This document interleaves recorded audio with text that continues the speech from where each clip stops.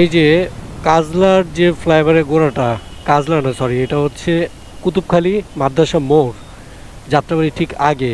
এই জায়গাটাতে দেখেন এই যে লোকাল গাড়িগুলো কিভাবে দাঁড়ায় আছে। লোকাল গাড়ি প্লাস হচ্ছে গিয়ে ডিস্ট্রিক্ট গাড়ি যেগুলো আছে এগুলো দাঁড়ায় দাঁড়ায় যাত্রী নামায়, আর হচ্ছে গিয়ে জায়গাটা জ্যাম করে রাখে। আজকে তাও একটু কম, মোস্ট অফ দ্য টাইমই এই জায়গায় এসে অনেক ঝামেলা পোহাইতে হয়। ওরা বাঁকা করে দাঁড়ায় থাকে, এইভাবে দাঁড়ায় থাকে, ওইভাবে দাঁড়ায় থাকে, আর সামনের রাস্তাটা পুরাটা ফাঁকা থাকে, আর মানুষ পিছনে জ্যামে বসে থাকে। এই যে এই হচ্ছে গিয়ে এই ফ্লাইওভারের অবস্থা। সামনের রাস্তা দেখেন পুরাটা ফাঁকা,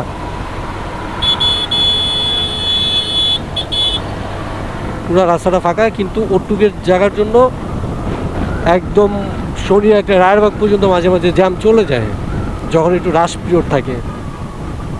তো এই জিনিসটার জন্য এখানে সার্জেন্ট দাঁড়ায়, পুলিশ দাঁড়ায়, কনস্টেবল দাঁড়ায়, বাট ওদের সাথে কেউ পায়রা ওঠে না। সত্যিকার অর্থে পুলিশ পর্যাপ্ত পরিমাণে এফোর্ট দেয়, চেষ্টা করে, কিন্তু পারে না। একটারে থামাইতে গেলে পেছনে 10টা দাঁড়ায় যায়। এখন প্রতিটা গাড়ির জন্য তো একটা পুলিশ দাঁড়ানো পসিবল না।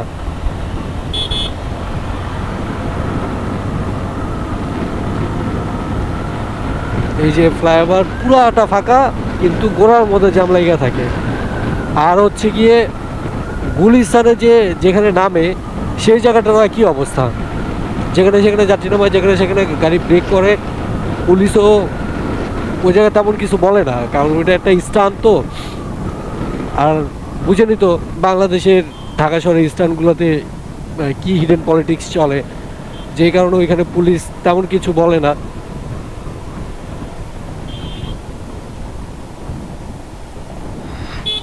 মাঝখানে দেখলাম যে গুলিস্তানে হকার উচ্ছেদ করে ফুটপাথগুলো ক্লিন করা হয়েছিল, বাট এখন আবার আগের অবস্থায় চলে গেছে। নতুন করে আবার বসছে সবাই, এবার বসছে আরও বেশি করে।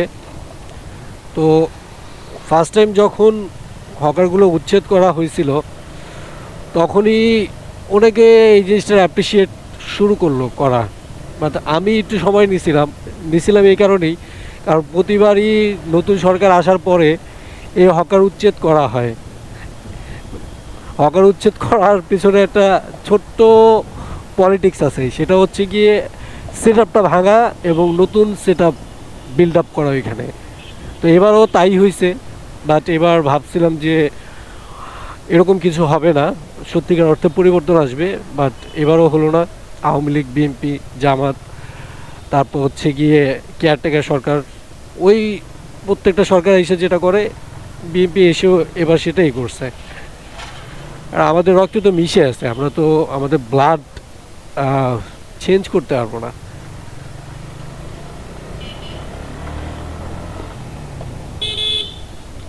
কিন্তু এই অটোরিকশার একটা ব্যবস্থা নেওয়া উচিত, কারণ এই জিনিসটা নতুন করে সংযোজন হয়েছে ঢাকা শহরের রাস্তায়, এইটা কোনো সরকারের আমলেই ছিল না। সো এই জিনিসটাকে ডিসেবল করা উচিত। সরকার আসছে আজকে অলমোস্ট 4-5 মাস হয়ে গেছে, কিন্তু ওদের নিয়ে কোনো প্রেস ব্রিফিংয়ে দুটো শব্দ করতেও শুনি নেই কাউকে।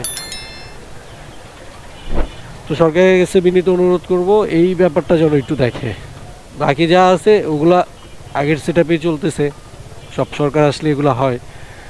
আমরা আহামরি পরিবর্তন চাই না, এটা কোনো সরকারই করবে না, কিন্তু একটা মিনিমাল যে ব্যাপারগুলো থাকে ওই ব্যাপারগুলো মেনটেন করা যেন হয়, এতটুকুই।